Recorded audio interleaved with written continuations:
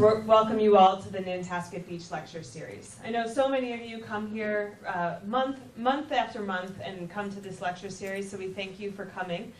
For those of you who don't know, or maybe this is your first time attending, this lecture series is put on by the Massachusetts Department of Conservation and Recreation, the Friends of the Hull Public Library, and the Hull Lifesaving Museum. We are very thankful to the Nantasket Beach Resort for putting us up in this beautiful room with these amazing views. And we're also thankful for Hull Cable Access Television, who tapes all of these lectures. Tonight's speaker is Cathy Stanton. Cathy is a late-blooming scholar and an anthropologist among historians. She received her PhD from Tufts University with a specific focus on cultural anthropology, history, as well as museum and heritage studies. Currently, she is a lecturer at Tufts University within the anthropology department. Among her many past accolades and published academic publications and reports, Cathy has been a consultant for the Northeast region of the National Park Service for the past 15 years. And currently, she is working on finalizing the Peddocks Island ethnography study, the subject of tonight's lecture. So please join me in welcoming Cathy Stanton.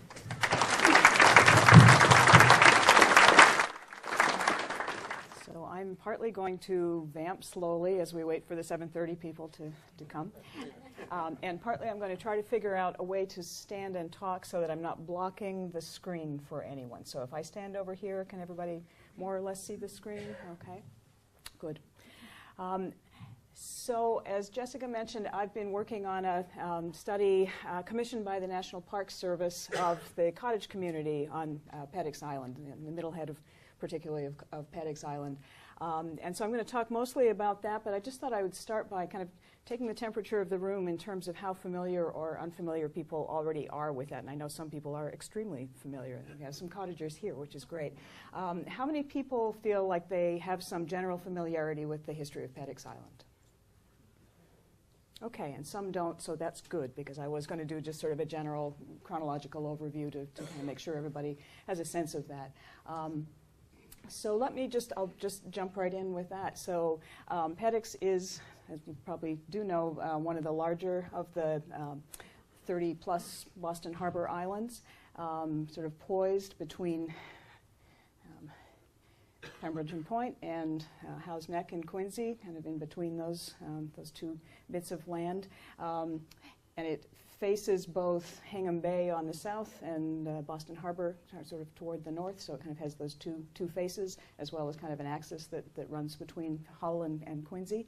And it's made up of 5 drumlins. It looks like 3, really, when you look at the profile of the island, but five drumlins, 2 on the top there, which is East Head, Middle Head, which is where most of the cottages are, West Head, and then a little sort of vestigial drumlin that's sort of off to the bottom there.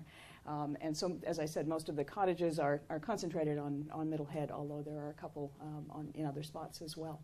So just a little bit of background on this study, and people keep saying, how did you get interested in Peddocks Island? And I actually was commissioned to be interested in Peddocks Island, although it's fascinating, and whenever I've done one of these studies, I end up discovering whole worlds that I didn't really know existed. And in this case, I to some extent did know it existed, because I come from a family that had a summer place where there were 6 generations of my family and lots of sort of interconnections among people on a small lake up in Canada. And the more I looked at the Peddocks Island cottages, the more I felt sort of a sense of, I understand this kind of a small, close-knit, very place-associated kind of community. That's sort of on a personal level. On the more the level of what the study is about is the National Park Service, which is a partner in the Boston Harbor Islands management of the islands, as most of you probably know, has what's called an ethnography program. And ethnography is what anthropologists do, the set of methods that cultural anthropologists use, going out talking to people, participating, interviewing, researching, doing archival research, all those kinds of things. And the program is used when there's a community of people who have some kind of a cultural connection to a park, so not just neighbors or stakeholders, but people who have some sense of identity as a group, and that relates to a resource or a history or a place or a story that is within a national park. now. So this community of cottagers, which is so unique, it's the only residential community still left in the Harbor Islands, is exactly that kind of community that these studies were intended to explore and sort of gather information about, with the purpose of both understanding a community better and then being able to interpret its history, because it's now within a park. So Peddocks Island is now owned by the state, by the Department of Conservation and Recreation, which Jessica works for, but because the NPS, National Park Service, is a partner within that management entity, the study was funneled through the National Park Service. And as an anthropologist, I've been commissioned to write several of these, so this is the one that I'm currently not quite finished with. So I did the primary collection of going out and doing what we call field work last summer, and started last spring with some archival and documentary kinds of research, and have been trying to get the report written ever since, which is a problem with an academic schedule, which sort of steamrolls over other projects. So this has actually been wonderful to have to get back into it and really kind of revisit a lot of the story that I was halfway through working into the report. So there will be a report eventually that will be available as a PDF on the park's website, and it's a public document, so people will be able to read it in more detail. And what I'm going to talk about tonight is more kind of the story so far, and a lot of what I've been putting together in the chapters that are drafted, and a little bit of a nod maybe towards some of the work that's coming up next with that. So there's an incredible wealth of stories about this island, and one of the reasons it's been sort of slower going than I had expected is just how, because of how rich and interconnected so many of these layers are, and trying to sort of situate the island and the people in the cottages within a lot of different contexts around Boston. So a surprisingly complicated story, and a really a wonderful sort of set of cast of characters and a set of context to think about. I think what I'll do is start with just a brief kind of overview of the chronology, just to make sure that everybody has a sense of the pieces of the island history that I'm talking about, and then a couple of kind of big frameworks for how I'm thinking about pulling these stories together at this point. So going way back, I mean, Peddocks Island has been used by people for a very long time, from pre-contact times, like a lot of the Boston Harbor Islands that Native Americans obviously used for food gathering and other purposes. By the colonial era, when Europeans arrived, Peddocks was a site for grazing animals and a little bit of farming, and a few people actually lived there, and I don't know whether there's anyone who's from or related to the Cleverly family in Hull, but that's the family that was very closely associated with the island from early days. So the Cleverly's farm and sort of compound is where the main wharf is now, near Fort Andrews. People are familiar with that. And so and this is pictures from the 1888, the King's Handbook of Boston Harbor. That middle picture is showing the homestead, basically, which was a farmstead owned by people who were also they were piloting and doing ship navigation. And if you look at the bottom picture, I don't know whether people over here are going to be able to see that, but there's sort of a view of the island, the two drumlins of East Head, and in between those two ships is the little cluster of buildings that were the Cleverly farm. So the island came to be owned by a set of families, the Jones and Andrew families, who actually owned it until the late 1950s. Eliza Andrew was the wife of Governor John Andrew in the mid-19th century. So that family owned most of the island for a very long time. And then starting sometime, and we sort of pinpointed this to about the 1870s, possibly earlier, but we can document to the 1870s, there was some largely informal cottage building happening on the island. So the Andrew papers show references to squatters, and who are those people? Maybe we should check out who's building these things. So it seemed like the Peddocks was a bit of sort of unregulated coastline at a time when the seashore was beginning to be built up for recreational purposes, and people were sort of putting down cottages there in an uninvited way. And about the same time, well, here's East Head, and where the circle is where there was a sort of a cluster of cottages. If you're familiar with Peddocks, it's about where the chapel is now, kind of along that shore. And then about the same time, Azorian fishermen were starting to build or float over cottages on the other side of East Head, where there are still some houses as well.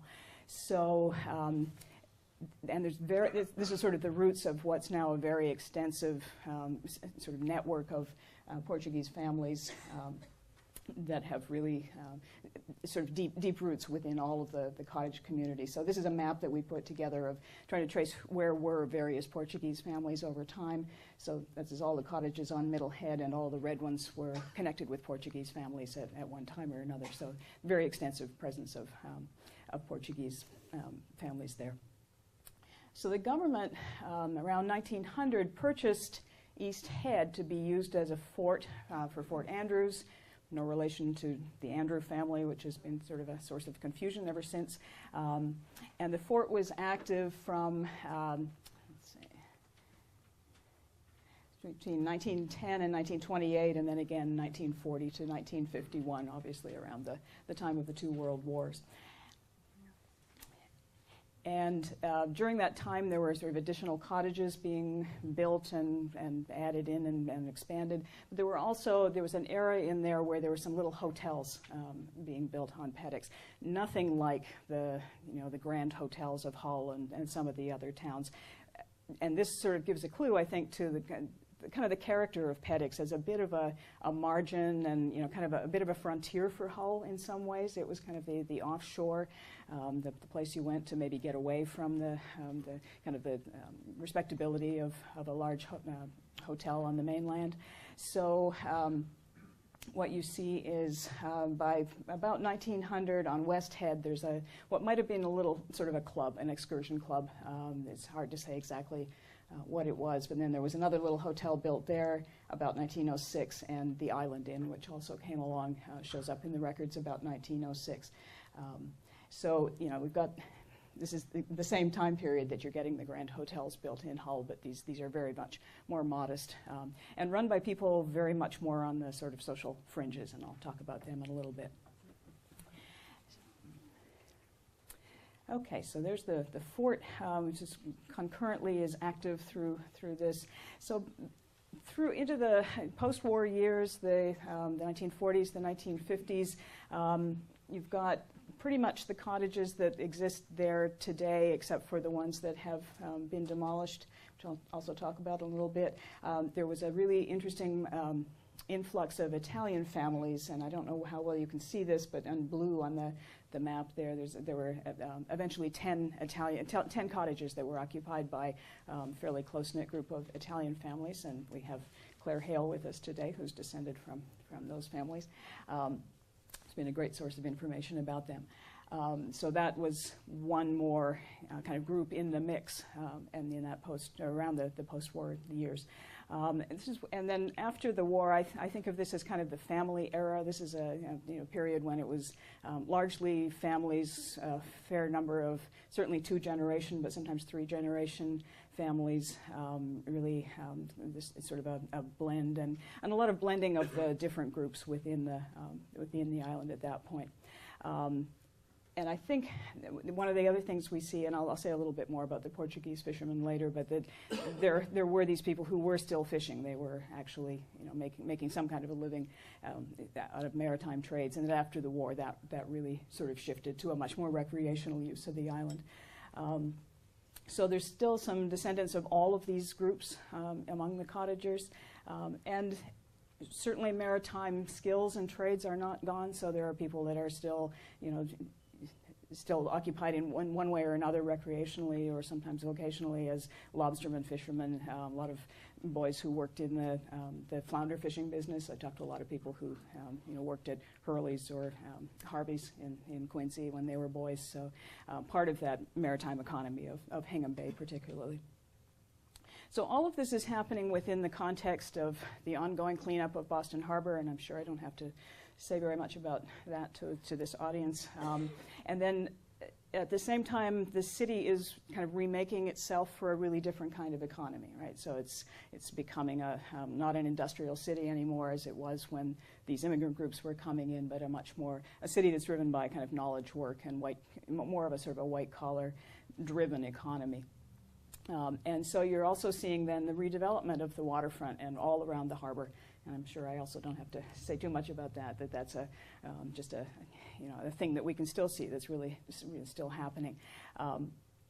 So that there's more kind of a push for public access and a sort of emphasis on conservation and environmentalism and recreation.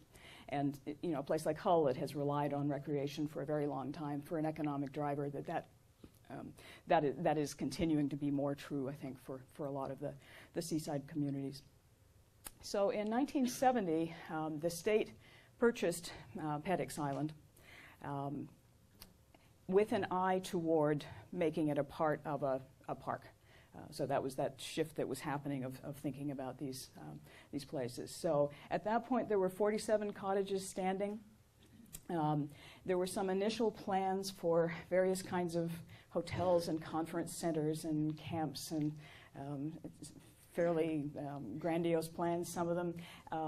And this is actually something I found. I found the first people in 1905 trying to buy the island from the Andrew family and turn it into some kind of an excursion destination, and it tends to founder on transportation. You've got to get people over there somehow.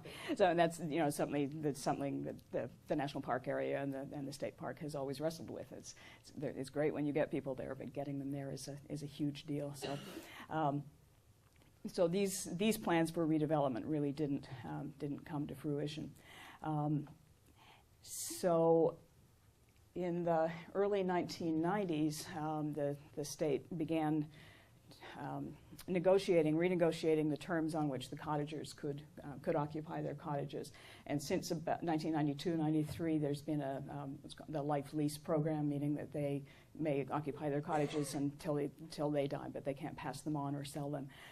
So under that arrangement, some cottagers sold fairly quickly, many have not.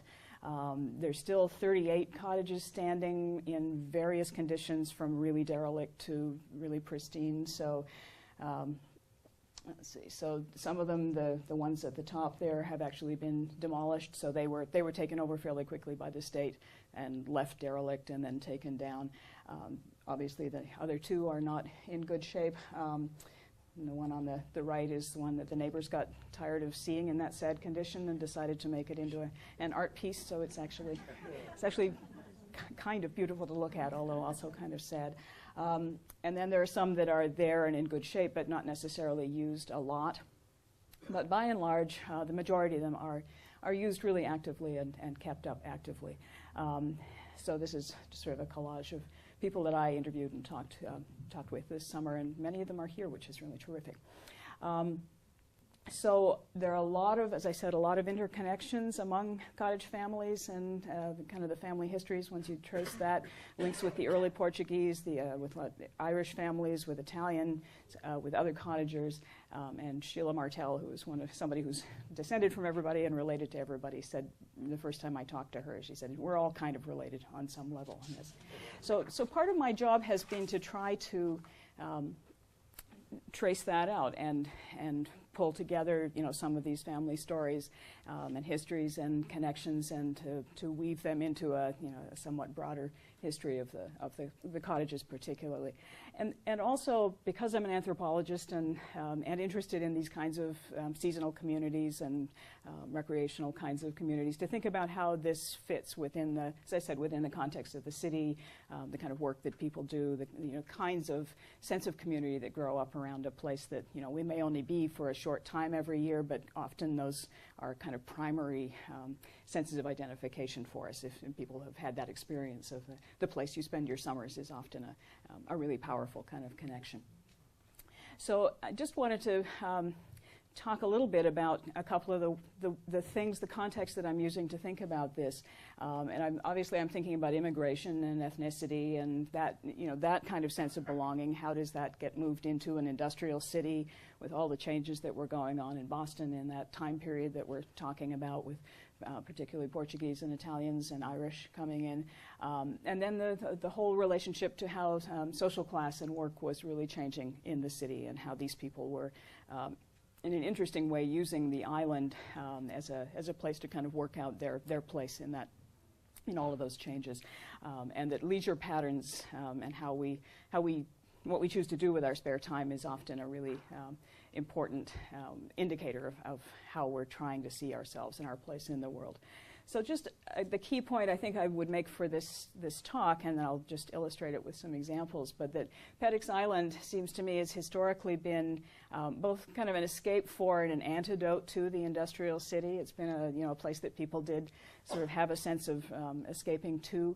But it's also been a place where people and groups have worked to make a place for themselves within the changing city by really engaging in this sort of seaside leisure, by sort of making a place for themselves in the harbor, in a way that drew often on the culture or the traditions that they came from, but then also really has created what I think is a unique Peddocks Island culture. I mean, really a sense of this community as a thing that is really unique.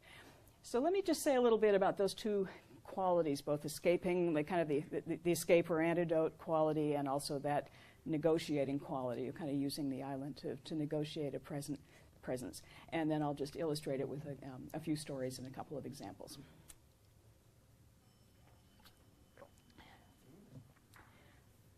Okay, so the escape or antidote idea. One thing that's really interesting to me is that there was actually a lot of nostalgia really early on in the 19th century for this idea of kind of old New England and quiet agrarian farm or seashore kind of New England. So as soon as New England started industrializing, people started to get nostalgic for the older ways.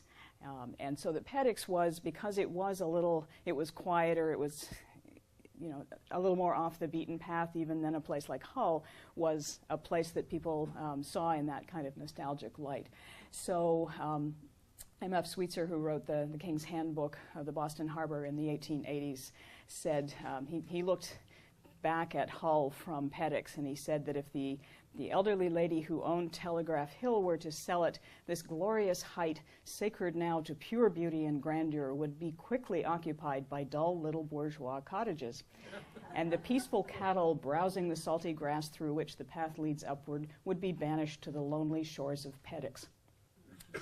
So Peddocks was the frontier. Peddocks was the older place where the older ways were surviving. And Sweetser was actually not wrong. And this is, you can't see a lot of detail in this, but it is looking from east head of Peddocks over to Telegraph Hill or to Hull, and there's the houses. I don't think they're dull little bourgeois houses, but there's the kind of nice houses. But it was certainly being built up at that point, and so Peddocks was kind of the thing that was outside of that process to Sweetser and to a lot of people. It was also a kind of as it had been for these early cottagers who found it was a place that they could build informally. The Azorean fishermen found the same thing, that it was a place that they could kind of settle in an unofficial or an under-the-radar kind of way. And I'll say a little bit about some of where they were living, and some of it were in some of the most crowded parts of Boston. So in East Cambridge and East Boston, and cheek by jowl with each other in ways that they weren't necessarily used to. So that the island was also a place of like a refuge or an escape for them. And I think that there was a similar response among the Italians who came a little bit later, that they were often rural people and used to a little bit more room and fresh air. So living in the North End, which again was just incredibly crowded and dense at that period, Peddocks was maybe a sort of a safety valve from that. So that's kind of the escape from the city per se. I think that for the people who were running the hotels, there was kind of an escape from bourgeois respectability. These were people who were looking for a place that they could be a little bit more kind of on the outside of not necessarily outside the law, although sometimes they were sort of over that line too, but certainly outside the respectable boundaries. So the hotel proprietors are really fascinating characters, the two that we can document. So one is John Irwin, who actually did live in Hull in his later years, but was an Irish-Canadian professional baseball player. He and his brother both played for a number of different professional baseball teams. And this was in the days before baseball was very respectable. So baseball was a pretty rough game, and it was a game where a lot of class and ethnic tensions would get kind of worked out either on the field or in the parking lot or outside the field. So this to be a baseball player, and then he continued kind of operating in that circle of people, was to be pretty much on the margins of respectability. And he hosted numbers of different kinds of groups, including like Irish clubs, but had two fairly famous old-timers baseball reunion games. So these are like the real old-timers of truly the early days of baseball at the Island Inn. And then the other hotel owner, and this is the fellow on West Head, was a guy named William Drake, who had been a fairly high up, I think he was a lieutenant in the Boston police force, and a detective. And he retired at a fairly young age to run a sort of shady little hotel down on the lower end of Peddocks Island. And both of these hotels were on the radar of Boston's morality police, the organizations like the Watch and Ward Society, the people who gave us the phrase "banned in Boston." There was a very strong concern about morality in the city at that point, and people like Irwin and Drake gave cause for concern. And they were very visible. They were really the morality police really kept an eye on them. There's some great writing about Hull in this period too, and the police of Hull, who were known to sort of extract what they could out of the recreational economy and look the other way. And so it was really part and parcel of what was going on in Peddocks. So Hull actually, people who were concerned about morality in Hull assigned a special constable for the season over in Peddocks, and basically to keep an eye on Irwin and Drake.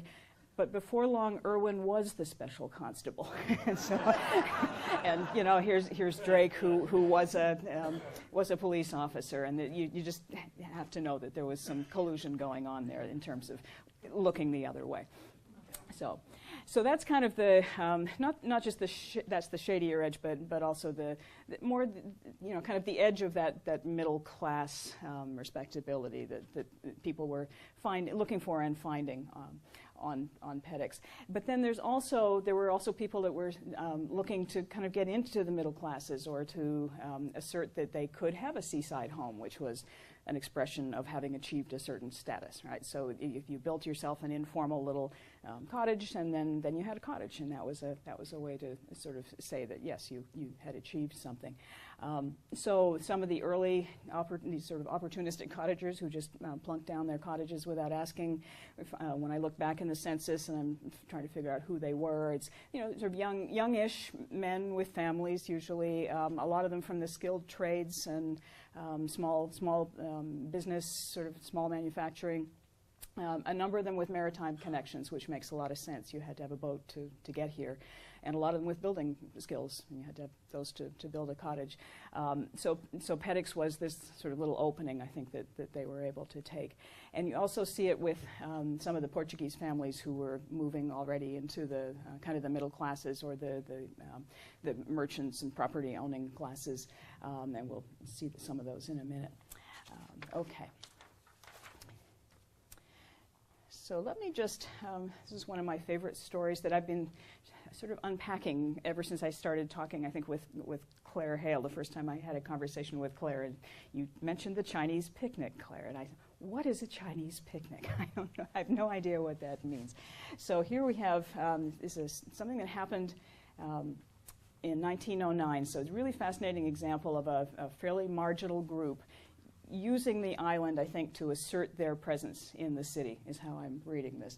So I don't know how well people can see this. It's from an old newspaper, sort of a print from a microfilm, so it's not a great picture, but the picture at the top is a group of guests at the West Head Inn in 1909, and you might be able to tell that they are actually Chinese. So that's pretty interesting in 1909, right? So what's going on with this? So let me go through the story of the Chinese picnic. So this was, in the summer of 1909, 600 Chinese people at a time when there were only about 850 Chinese in Greater Boston total. 600 Chinese people came to Peddocks for an excursion. They had a boat that came from Rose Wharf or Long Wharf. They had an official escort from officers from the fort and politicians and some celebrities from Boston who met them at the fort. They landed at the fort dock and came over in carriages, and literally escorted by VIPs. They did all the things that people tend to do when they go on excursions in an island. They played games. They had a picnic. They smoked the long pipes, and I think that's got to be opium, right? I think and this is coming from the Boston Globe account. They smoked the long pipes, and even some of the women indulged. And it's this very positive account of, okay, this is what they do. They were having a nice afternoon on the island. And then they had fireworks at night. And there was a flotilla of hundreds of smaller boats that came off the island, and some of them were decorated with Chinese lanterns, and they let off fireworks, and mostly a good time was had by all. And then at some point in the day, some people in smaller boats landed on the island and started to mix it up with the Chinese, and there was some kind of a riot. And so it's very hard to tell from the newspaper account, which is just sort of unrelentingly positive. Everything was fine. It was just fine. What exactly was going on? So clearly there's a lot happening kind of between the lines there. And in the newspaper, Drake, the hotel proprietor, is quoted as saying, "I don't know anything about it. That was just some people in boats," and it seems sort of disingenuous. So there was some follow-up to this. The select board in Hull was very suspicious, and they thought that it had been foggy in the morning, and they thought that the whole picnic was maybe just an excuse to smuggle people in under cover of the fog. And so they demanded that there be an investigation with the immigration police, who, and from follow-up newspaper stories, you can see we're just saying, no, utter nonsense. It didn't happen. We're not going to follow it up. Stop pushing us about this. So it's very mysterious. I mean, it's a really complicated story in terms of understanding what's actually going on with it. So what I've been doing is trying to, unpack that somewhat. And here's what I've kind of discovered. So one of the reasons that the immigration authorities could say no, they were not smuggling people in, is that it was known where every Chinese person was in the city, because they were so tightly monitored at that point. They were here legally, but they weren't allowed to become citizens. There was something called the Chinese Exclusion Act, and there were a certain number of Chinese in the country, but Americans kind of had decided they would just assume they weren't here at that point. A lot of them had come to work on railroads, and they were this sort of unassimilable other. There was a sense that they were just somehow too foreign, they were too exotic, they were sort of this problem. And so they were very tightly watched. They had to carry identity cards. They mostly lived in Chinatowns and sort of small enclaves.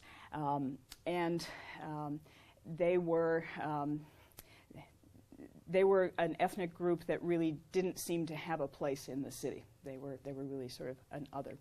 So really interesting then to find them having this high-profile picnic on Peddocks Island with all this apparent public support, right, and this good positive story in the Globe. And when I dug into this a little more, so here's the story. They feast and make merry at Peddocks.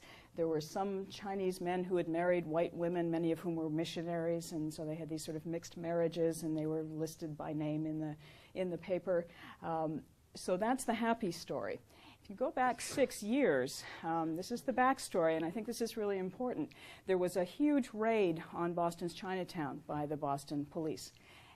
It was just sort of okay, we know they're up to something, and we're just going to go in there and clean it up. And they basically went in and arrested everybody.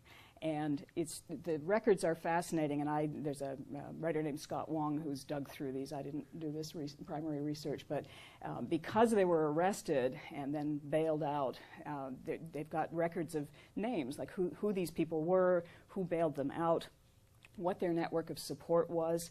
And it turns out to be quite a broad-based, multiracial kind of network of whites, Irish, Yankees, African Americans, within the neighborhoods where the Chinese were living. So the Chinese had actually established themselves much more than the popular idea was, that they actually did have some allies. And after this, there was some official protest, but there was also, it's Boston, so there was a protest rally at Faneuil Hall, right? And, you know, again, high-profile people came and spoke on behalf of the Chinese. So I read the Peddocks picnic as a kind of a follow-up to this, sort of an expression that, okay, you know, we're going to show that they do have a place, they are valued.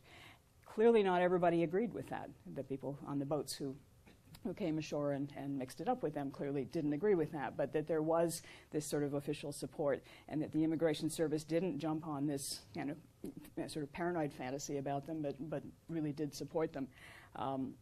The fact that the Hull Select Board didn't shows that not everybody agreed with this exactly. So really fascinating story of this very marginal group using the island, and I think this is really important. They didn't come to Nantasket Beach, you know, they didn't go to Boston Common. They went to Peddocks Island, and I think that says something about Peddocks as a place that both had this official presence with the fort, but was also a little. It was off the beaten track. That sense of being just a little, not necessarily looser, but a little farther outside of kind of the official. That it was a place where they could do that. And I'm guessing that there weren't probably a lot of places where they could do it. So Peddocks kind of presented that opening. So they actually came out of that, seemed to me, really having reinforced their official support. It didn't do any good for John Irwin and William Blake. It sort of confirmed the worst suspicions of the Watch and Ward Society about Irwin and Drake. And so they came down like a ton of bricks on those hotels very shortly after this picnic. And it seems to me that there's probably some correlation there as well, that, you know, okay, this is just the kind of hooliganism that we're trying to stamp out. But it was Irwin and Drake who were kind of reprimanded and reeled in, not the Chinese. So I thought that was a really interesting window into ethnic relations in the city, in this incredibly complicated set of ethnic relations at that time period.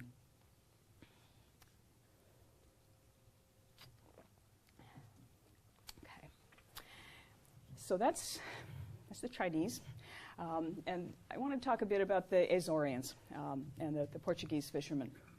So, and there's multiple layers of this story as well, and I'm still kind of teasing them apart. So it's really hard to say officially, kind of for sure, when the first Portuguese arrived on Peddocks Island or around the harbor in Boston. Portuguese have been coming, and particularly Azorians, to the U.S. for a very long time. There is lots of evidence of Portuguese fishermen building little temporary sort of shacks and dwellings around the harbor for quite a long time. I don't know how clear those are going to be. These are from Ellen Berkland, who's the city archaeologist, who has these tantalizing but maddening photos in her files. They're maddening because nobody wrote on them what they are. So we're sort of playing this guessing game of, well, these are shacks and they're on a cliff and it looks like Long Island, and it makes sense that and the sort of accepted story about how they got to Peddocks was that they were first on Long Island, and then when the hospital was built on Long Island, that they were displaced, and they then floated. And if you look at the map, it makes sense that they sort of float across past Rainsford Island over to that east head of Peddocks, which is where they first sort of landed. But it's speculative, and I know that Sheila Martell has said that her family particularly came later when the hospital was expanded. So it seems like there are successive waves of when the Portuguese were coming to Peddocks. So however they got there and whenever they got there, specifically, they got there. And so there was this Portuguese presence from probably about the 1880s. And there was a fair amount of, certainly a concentration of Portuguese on Peddocks, but also a really interesting amount of mixing with other groups. Including other people from other coasts, other maritime places. So one of the things that's been striking me, I think maybe because I'm Canadian and I'm just watching for this, is that how many maritime Canadians there were in Boston in this time period. That Boston was the metropolis in a lot of ways for the Canadian Maritimes. And so you had a lot of people who were Cape Breton Islanders or Arcadians and people here. So And this is just one example. And I think just will give you a sense of how much mixing was going on out here on the fringes. So this is from the 1910 census for Greater Brewster Island. And we've got Portuguese families, one named Silver, which is probably Silva. It's probably a Bostonian pronunciation of Silva. And both Silva and Rose are Portuguese names associated with Peddocks, but also associated with a lot of other places. They're very common names. But then a Danish-Russian fisherman with a Scottish wife, and a Swedish fisherman with a Canadian wife, a couple of other unmarried Swedish brothers, and then this French-Canadian lobsterman and a carpenter, again, sort of those dual skills, land and sea, and his son Henry, who were lobstering out on Great Brewster, clearly in the summer when the census was taken. And then, lo and behold, the Degusts show up on Peddocks, down on the west head of Peddocks, at the behest of the Gill family, who were a more sort of Quincy-based and long time associated with Peddocks family. So according to the various people, one of the Gills convinced the Degusts to come, and he built them a house on West Head. So that's, that kind of, you can sort of get a sense of people running into each other in these very, right on the edges of making at least a bit of a living in the lobstering and fishing world as the city was really changing around them. So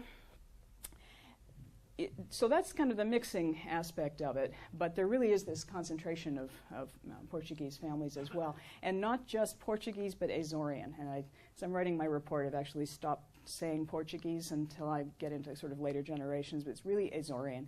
I don't know what does Azorean conjure up to you? Is any sort of Islands, yeah.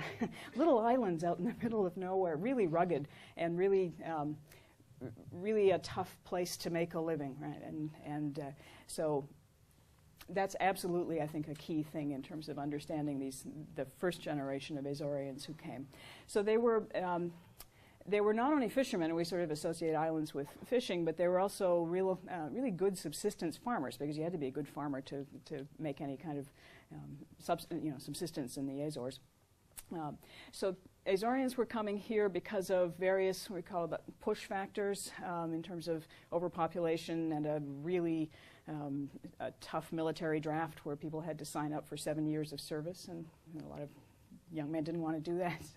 So basically, from the time the American whaling trade started offering a way off the islands, they were coming to the U.S. And then there were industrial jobs and various kind of pull factors here as well. So there were several waves of immigration. It's a very long, kind of layered history of immigration among Azoreans, mostly to southeastern Massachusetts, and we think of New Bedford and Fall River particularly, California and Hawaii, but also to Boston and some of these other, very, very crowded industrial cities. And some of them stayed in the maritime trades, and a few of them actually managed to keep farming. And we can actually see them doing all of those things on or around Peddocks. So they really were using all of those strategies. So I had a wonderful interview with a man named Russell Goulart from Quincy, whose grandfather had been a lobsterman. He'd gone out lobstering with his grandfather when he was 5 years old, so it really sort of had it went back to that generation. He talked about his grandmother on Peddocks. His father was born on Peddocks Island, but talked about his grandmother getting up at 3 a.m. to make 12 loaves of bread every day on a wood stove for the lobstermen who would come back in after they'd fished the outside, and they'd eat, a chicken apiece and then 2 loaves of bread and then go back in and fish the inside. So eventually she made her husband buy her a place in Hull with an electric stove, so I got kind of tired of that. But that's absolutely people drawing on that Azorean way of life and those skills to be able to live like that and make a living. And he made a good living and invested really well in real estate and actually was sort of moved up. And then a man named Bernard Silva, who was one of the Peddocks cottagers, and also someone who lived in East Cambridge that a lot of kids said, I don't know his name, we just called him Barney Google. So it was Bernie Silva. He also seems to have been farming, and Claire, I need to get a better picture of this from you. It was one we took on the fly. So this is a picture of his cottage. He is listed in the 1910 census on Peddocks Island being on a farm. So he told the census taker that, yeah, he was farming and probably on the island. A lot of them had gardens. And not only did they have gardens on the island, but even in East Cambridge, it was known apparently in the neighborhood as the Portuguese farms along the Charles River, what's now very upscale real estate, so the Royal Sonesta Hotel and, along by just sort of out this side of Kendall Square was the Portuguese farms. It was an area called the Front, and it was clearly just the low area along the side of the river, and the Portuguese had farms there. And people in the neighborhood in oral histories have talked about, it's like, nobody messed with the Portuguese farms. So they this was like really something they were proud of. And I don't know whether Barney Silva was farming there or whether it was on the island, but somewhere he's calling himself a farmer. And he also had a little store on the island. So so this is from Claire's album, and there's a little sort of sign out front. And then here's how the same cottage looks. And there's one thing about, I don't know whether you'll be able to see it. Anybody notice anything sort of striking that's different that's in the newer pictures and not in the old one? It's a little hard to see.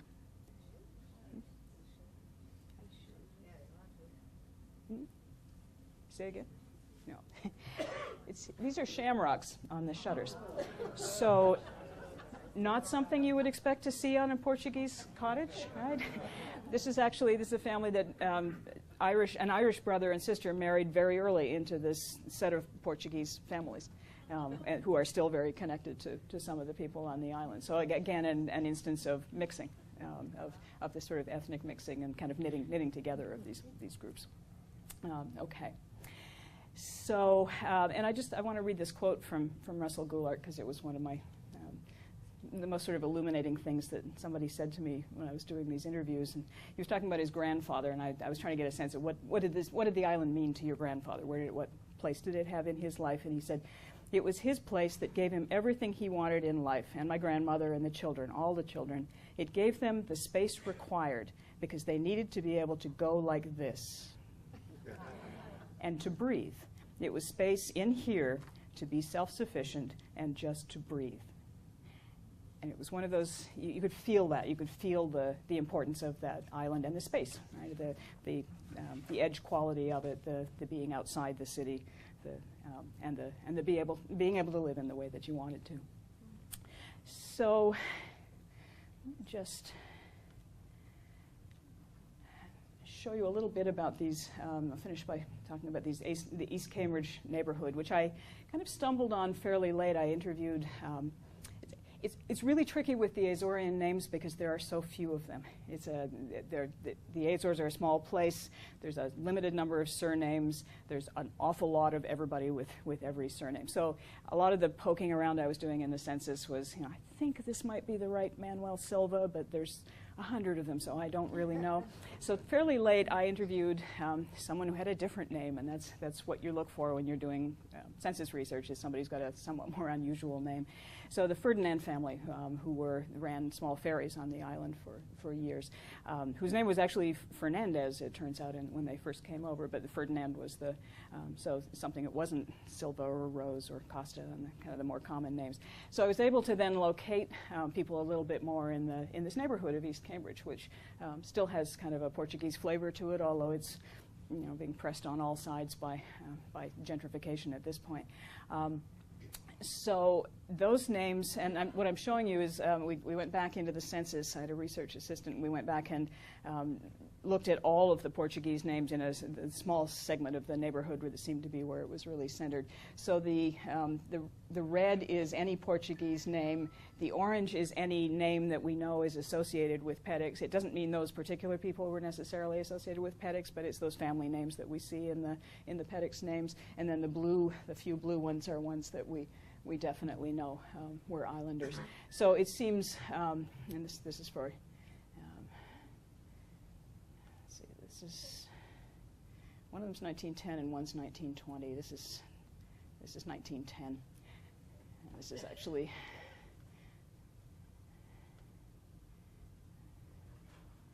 sometimes Google Maps likes me, and sometimes anyway. This is Barney Silva. This is living in East Cambridge, and so.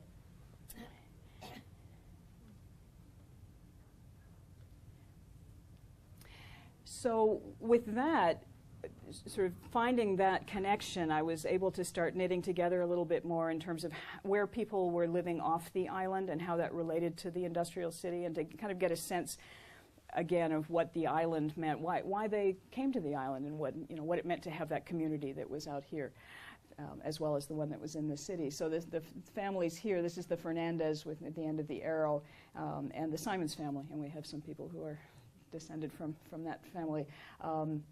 So the Simonses were people who actually did manage to buy real estate fairly early, and that's a sort of a major achievement for any immigrant group.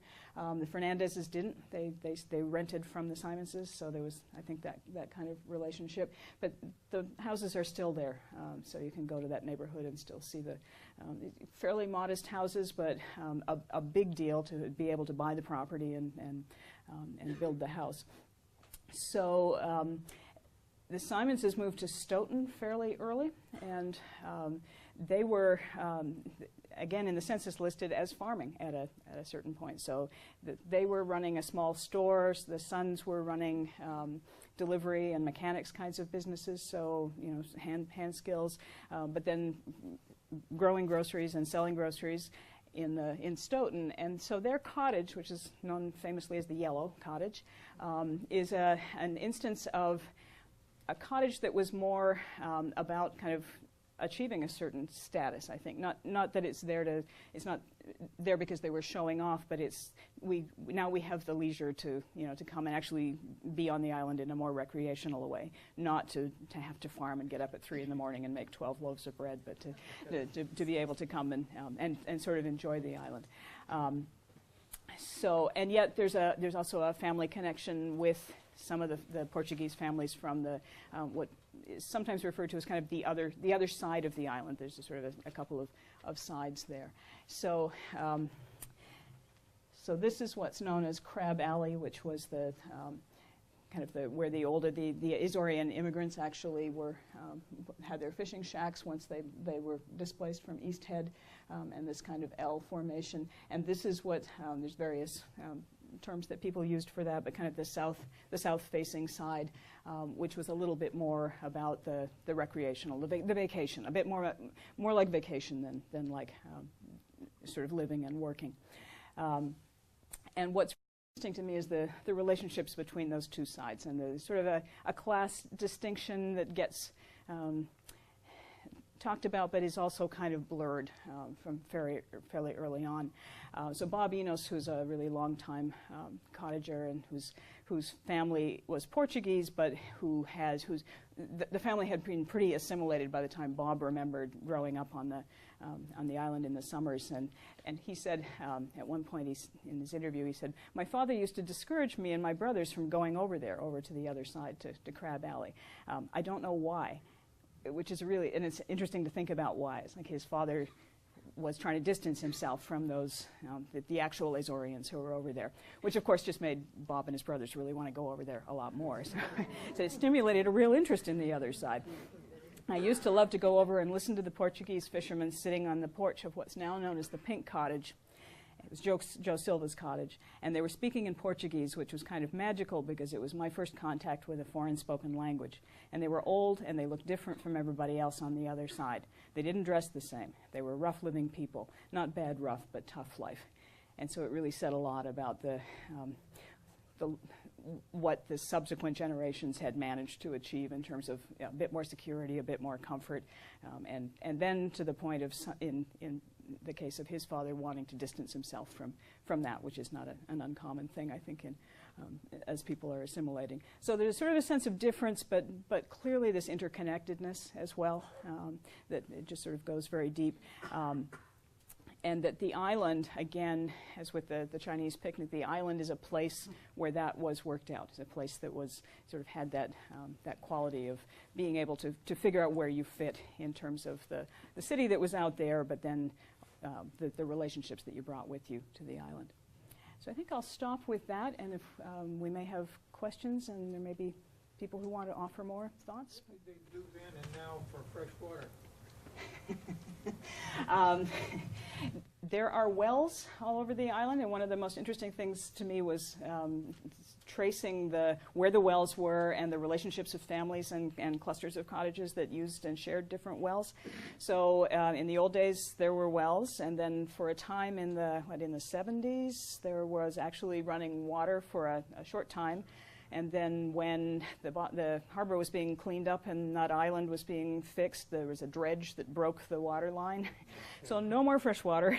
So back to, and actually the wells aren't for potable water at this point, so people are hauling water.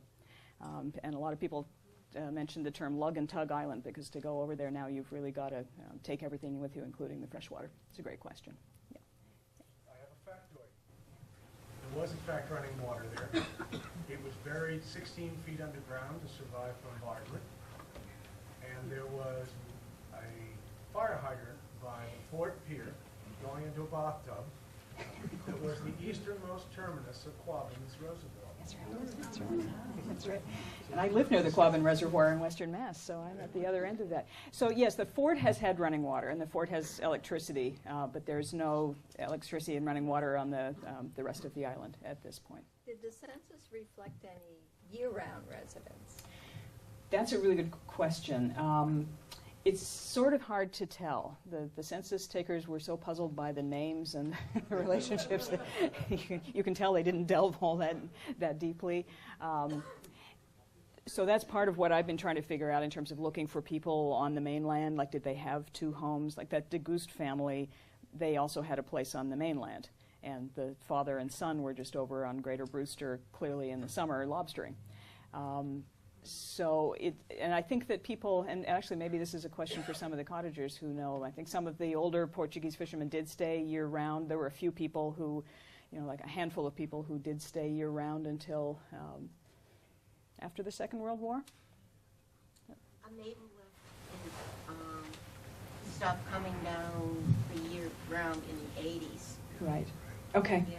So just a small number, kind of a dwindling number over time. Yeah. What do you know about the church that's over there and who built it? And The chapel? the chapel, yeah. That was a military chapel and built in, and I have to look this up. I haven't actually been paying as much attention to Fort Andrews, although it's obviously part of the story, but it was later. It was before World War II. 1941. 41, yeah, so during the war, okay.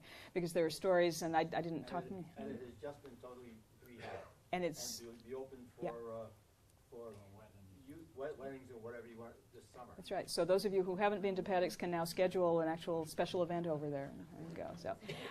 So yeah, that was one of the World War II era sort of ephemeral buildings, but it's become kind of iconic in terms of its place on the island. Yes. I was going to say, when I lived in Houseneck in the summer at our cottage, Okay. and in the 50s, it seems to me a priest, summer missionary temple, Yes. a priest from Houseneck used to go over. Yeah.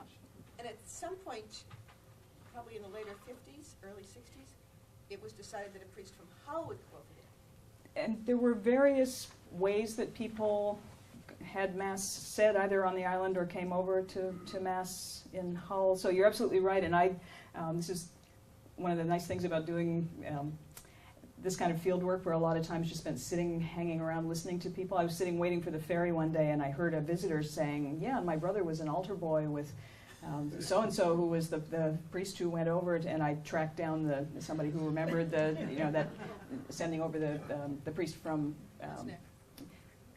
it was Houseneck, yeah. So that was for a while, and then you're right. A priest came over from Hull, who then said Mass under the Enos family's, the big tree on their lawn for a time, and then there was also a time when people would come over to the chapel. So there was kind of a parade every Sunday morning. So, and because most of the families were Portuguese, Irish, Italian, that being Catholic was actually something they had in common, and so that was an important part of kind of tying the community together. Some people talked to me about how much business got done on the walk over to church. That was kind of when everybody kind of funneled together and walked in and encountered each other, and you would sort of talk with people on Sunday mornings. Policies regarding the situation.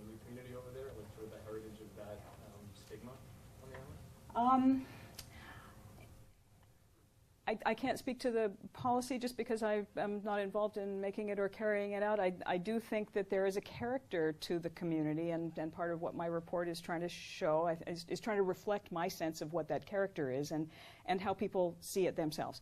And I think that's where, you know, it is a place that there's a sense that we are rugged, we are kind of not outside the bounds of the law, but we're out here on our own. We are a little tougher than a lot of ordinary life necessarily would be, and that will be part of how I present kind of the community, and to say it has a really long history. I mean, this sense of the community being and having that character you can trace way back.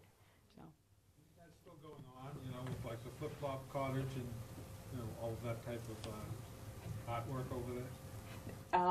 Is it still going on in terms of the artwork itself, or? No, the type of people that live there, they do what they want.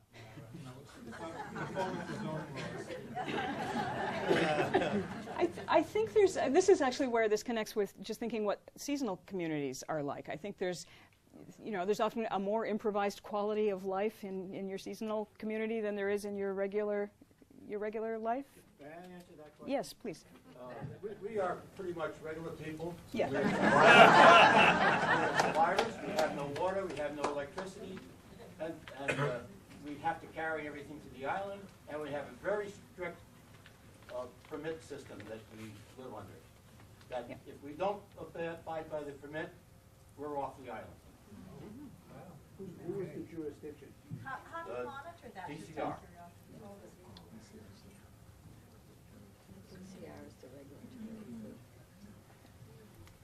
My son was a ranger out there a couple summers ago, and he slept in like the stables. What were the stables? At the fort.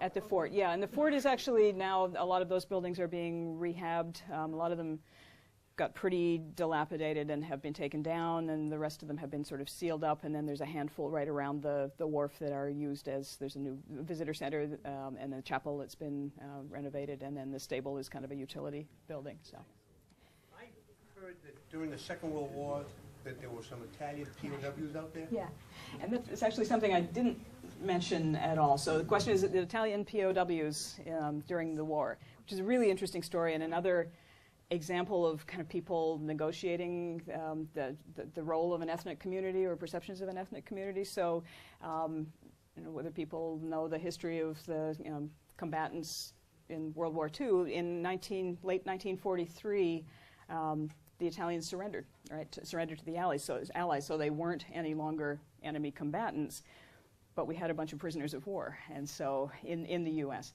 who had been captured in North Africa early in the war. And so what are you going to do with prisoners of war who aren't really enemy combatants anymore?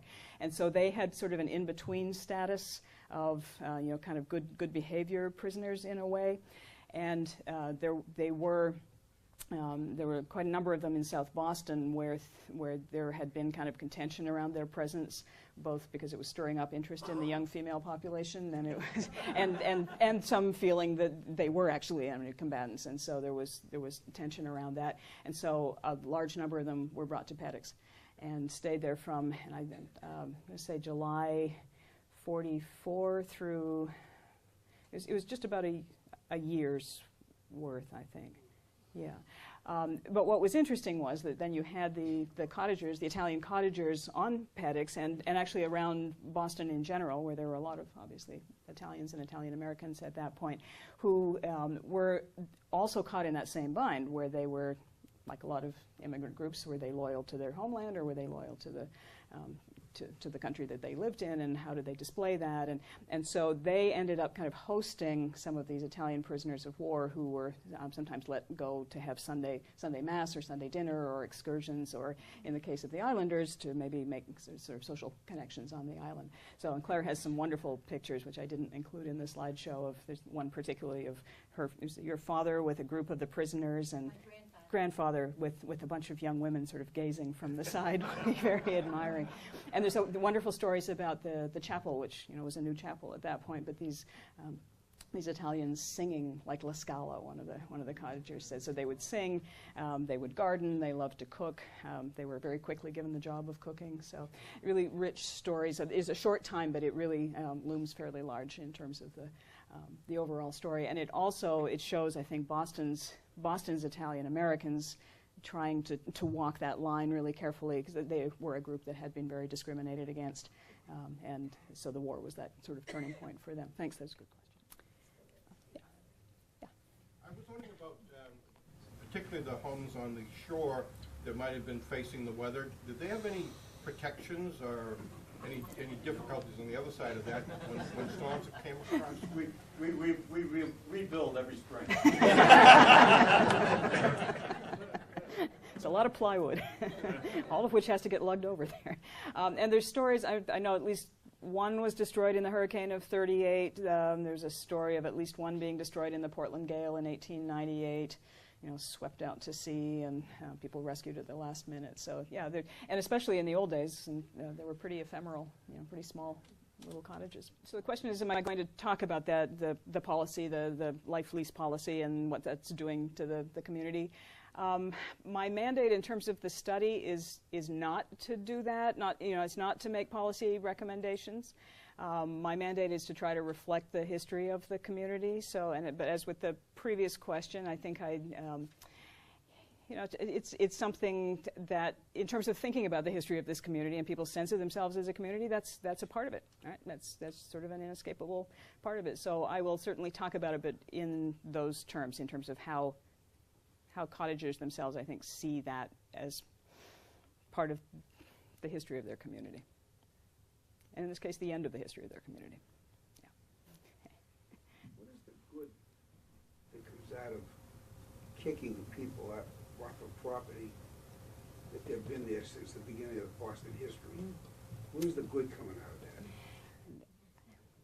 It's a really good question. And again, not my mandate to answer.